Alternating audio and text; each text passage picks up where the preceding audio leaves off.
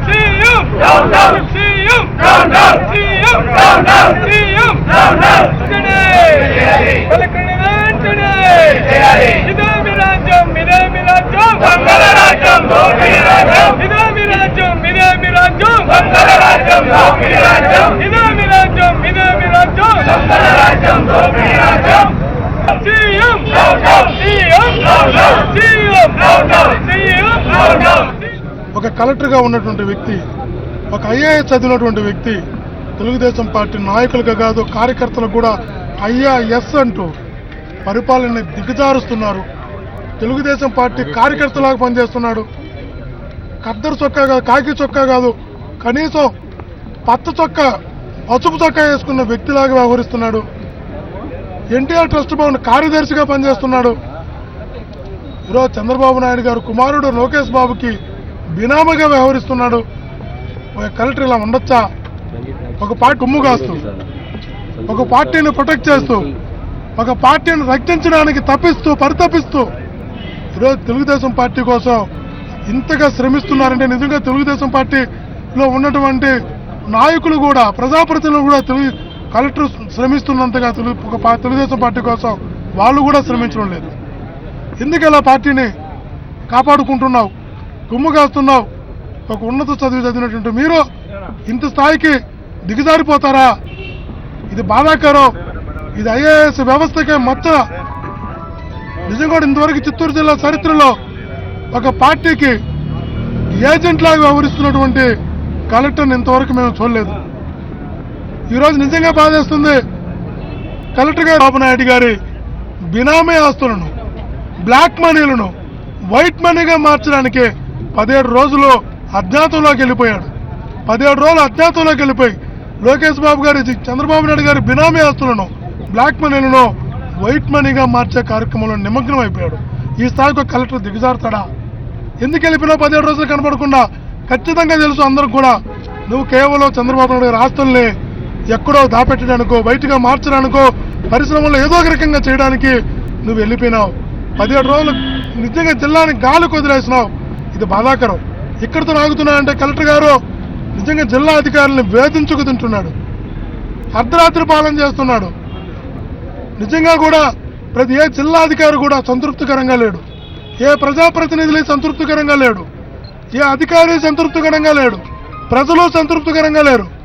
జిల్లాను అస్తవ్యస్తం చేసినటువంటి అపరిచితులు లాంటి వ్యక్తిగా కలెక్టర్ తయారయ్యాడు. నిజంగా కూడా కుప్పంలో వార్డు మెంబర్లు గొడవ పడితే వాళ్ళు చేస్తే నిజంగా కూడా ఉన్నటువంటి ఎమ్మెల్సీనో, అక్కడ ఇన్ఛార్జో, తెలుగుదేశం పార్టీ సర్పంచో, ఎంపీపీనో చేయాల్సిన పని కలెక్టర్ పంచాయతీ ఆఫీసులో కూర్చొని తెలుగుదేశం పార్టీలో ఉన్న అంతర్గత కలహాలను కూడా తను మేనేజ్ చేసి సర్ది చెప్పి ఆ స్థాయికి IAS పదవిని తీసుకెళ్లిపోయాడు. నిజంగా కూడా ఇది చాలా బాధాకరం. IAS వ్యవస్థగా ఇది మచ్చ. చిత్తూరు జిల్లాకు తను ఎంత తొందరగా ఇక్కడి నుంచి బదిలీ వెళ్ళిపోతే, చిత్తూరు జిల్లా నుంచి ఎంత తొందరగా తను బదిలీ అయితే చిత్తూరు జిల్లా అంత ఉందో అభివృద్ధి చెందుతుంది, ప్రజాస్వామ్యం ప్రజ్వరిల్లుతుంది. ఒక పార్టీకి ఇంతగా కుమ్ముగా వస్తున్నటువంటి వ్యక్తి ఇంతవరకు చూడలేదు. ఈరోజు వైఎస్ఆర్ కాంగ్రెస్ పార్టీకి చెందినటువంటి సర్పంచులో, ఎంపీటీసీలో కాదు, జెడ్పీటీసీలో కాదు, ఎంపీపీలో కాదు, చివరికి శాసనసభ్యులు కూడా ఈ కలెక్టర్ కార్యాలయంలోకి వెళ్ళలేని పరిస్థితి ఏర్పడ్డది. ఇది నిజంగా ఒక పసుపు కలర్ కొట్టలేదు తప్ప ఈ కలెక్టర్ కార్యాలయానికి నిజంగా తెలుగుదేశం పార్టీ కార్యాలయం చేశాడు. కలెక్టర్ కార్యాలయం టీడీపీ కార్యాలయంలో తయారైంది. ఒక్క శాసనసభ్యుడు కూడా లోపలికి వెళ్ళి మాట్లాడిన పరిస్థితి. వైఎస్ఆర్ కాంగ్రెస్ పార్టీ పార్లమెంటు సభ్యులు ఏ రకమైన ప్రపోజల్ పెట్టినా కూడా ఆ ప్రపోజల్ని ఇసిరి పక్కన పడేస్తున్నాడు. స్టేని నిర్మోహమాటంగా చెప్తున్నాడు.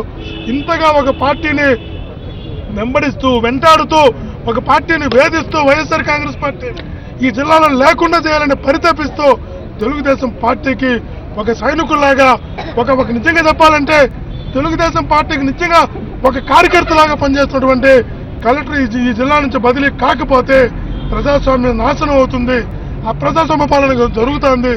కాబట్టి కలెక్టర్ని వెంటనే బదిలీ చేయాలి. కలెక్టర్ని బదిలీ చేసేంత వరకు మా పోరాటం కొనసాగుతుంది. కలెక్టర్ని బదిలీ చేసేంత వరకు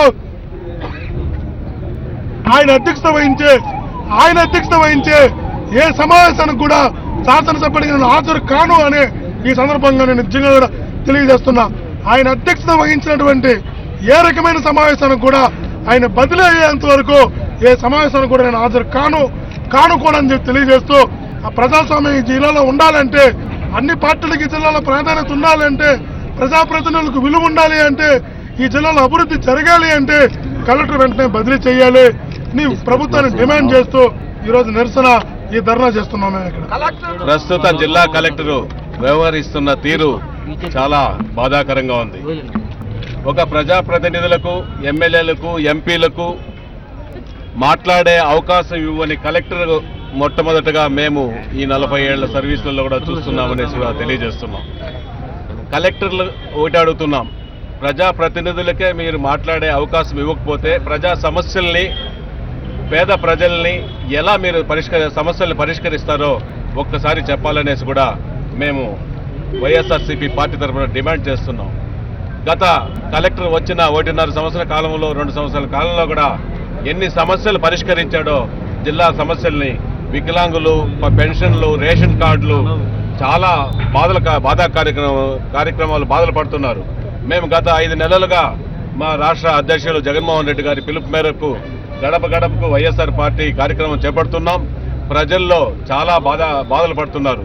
రేషన్ కార్డులు లేవు, పెన్షన్లు లేవు, మా ఇంట్లో ఒక ఇల్లు కట్టలేదు అనేసి అవి అన్నింటినీ తీర్చాల్సిన కలెక్టరు కేవలం తెలుగుదేశం పార్టీకి తొత్తుగా వ్యవహరిస్తున్నాడంటే మేము వైఎస్ఆర్సీపీ పార్టీ తరఫున ఖండిస్తున్నామనేసి కూడా తెలియజేస్తున్నాం. మన జిల్లాకు సంబంధించి ఐఏఎస్ ఆఫీసరు ఒక పార్టీకి తొత్తుగా వ్యవహరిస్తూ ప్రజా సమస్యలు పట్టించుకోకుండా ఉన్న దానికి ఈరోజు మన శాసనసభ్యులు, వైఎస్ఆర్సీపీ శాసనసభ్యులు చెవిరెడ్డి భాస్కర్ రెడ్డి గారు ఇంకా పార్టీ శ్రేణులంతా కూడా ఇక్కడికి విచ్చేయడం జరిగింది.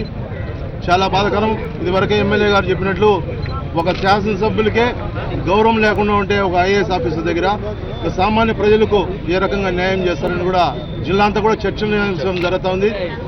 ప్రజలు, ఈ జిల్లాలో ఉన్నటువంటి ప్రజలు ఏదైతే అనుకుంటున్నారో దాన్ని మేము ముందుకు తీసుకుని వచ్చే భాగంలోనే ఈరోజు కలెక్టరేట్ ముట్టడి కూడా చేయడం జరిగింది. ఇంకా మన జిల్లాకు రావాల్సిన నిధులు కూడా పోర్టింగ్ ఫైనాన్స్ కానీ ఇలాంటివన్నీ తీసుకుని వచ్చేదాన్ని కూడా నిర్లక్ష్యం వహించి మన జిల్లాని అభివృద్ధిలో చెందకుండా, ఎలాంటే సీఎం సొంత జిల్లాలో ఇలాంటి కలెక్టర్ ఉండడం చాలా బాధాకరం. ఎందుకంటే మనకు జిల్లాకు సంబంధించిన ముఖ్యమంత్రికి ఇప్పుడు తెలుగుదేశం ప్రభుత్వం అయినా కూడా అభివృద్ధి చాలా కుంటుపడుతూ ఉంది. కాబట్టి మేము ఈ కలెక్టర్ని వెంటనే బదిలీ చేయాలా అని మేమంతా కూడా ముక్త కంఠంతో ఖండిస్తున్నాం.